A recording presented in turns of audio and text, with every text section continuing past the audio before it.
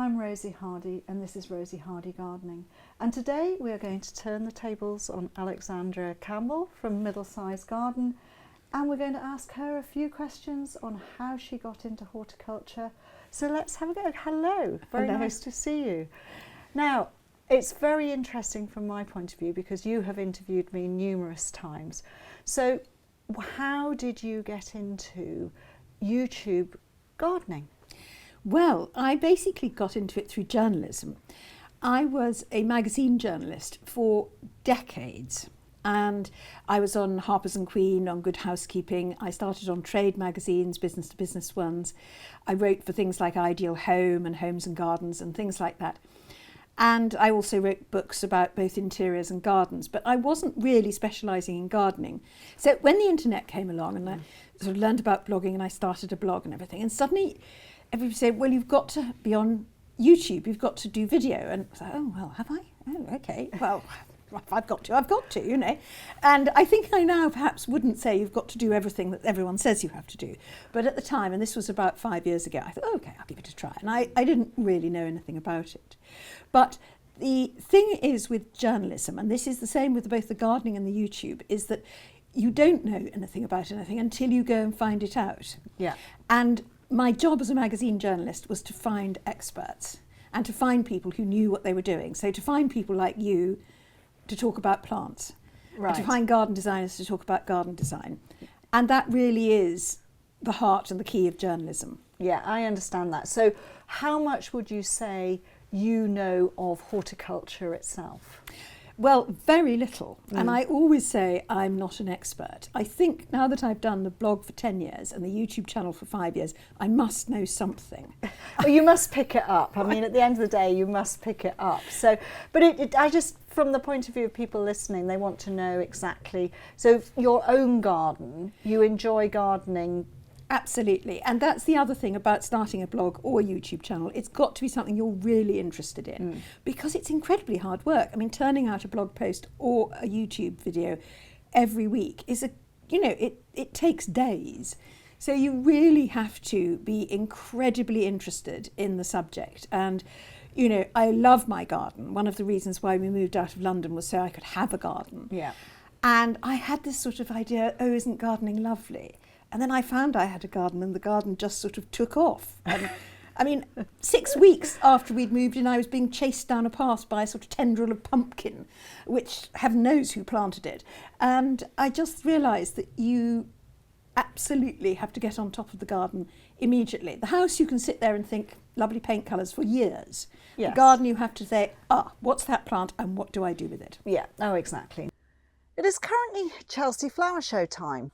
And to celebrate my personal experience with the show, I wrote and launched my first ever book, 25 Years at Chelsea, going over many of my gold-winning displays. And it also includes secrets for making the best of colour combinations with 80 plant recommendations for problem spots.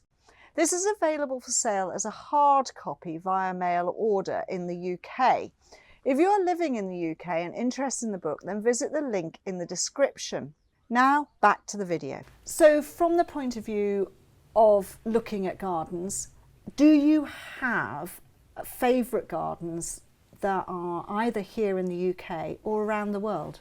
Absolutely. And it's one of the things when we moved in, I got the garden, and it's one of the things I now say to people who get gardens, go and visit other gardens. I mean, either friends' gardens or, you know, gardens that have been done by superb head gardeners. And I think possibly my very favourite is Gravetye Manor.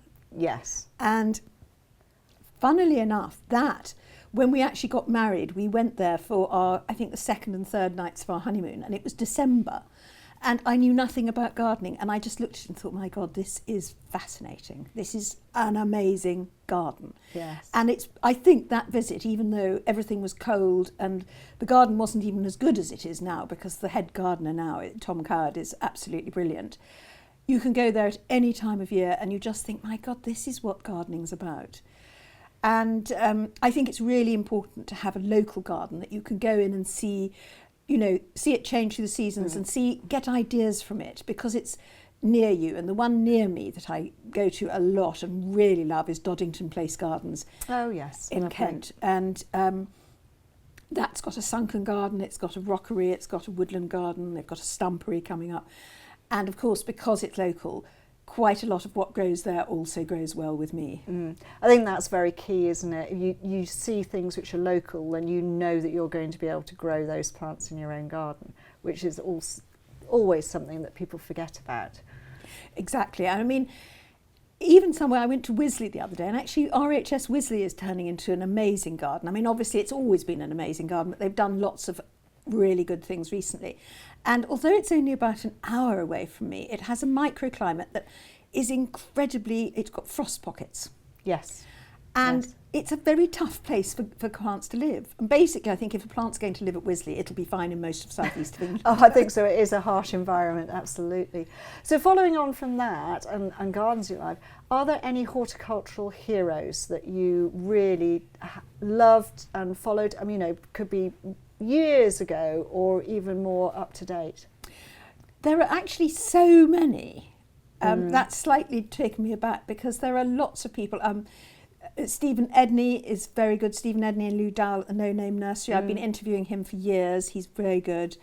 On things like pots, Dan Cooper Garden, fantastic. I think Tom Brown at West Dean is very inspiring. I think you're very much a horticultural heroine or a horticultural hero. I mean, there's so much expertise. One of the things that I think is so important about YouTube channels and about blogs is that we're talking to people who are actually doing it now.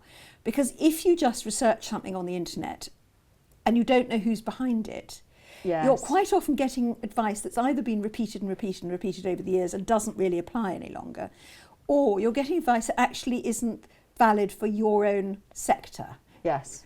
So I think knowing who you're talking to and knowing why you're talking to them is incredibly important in terms of gardening.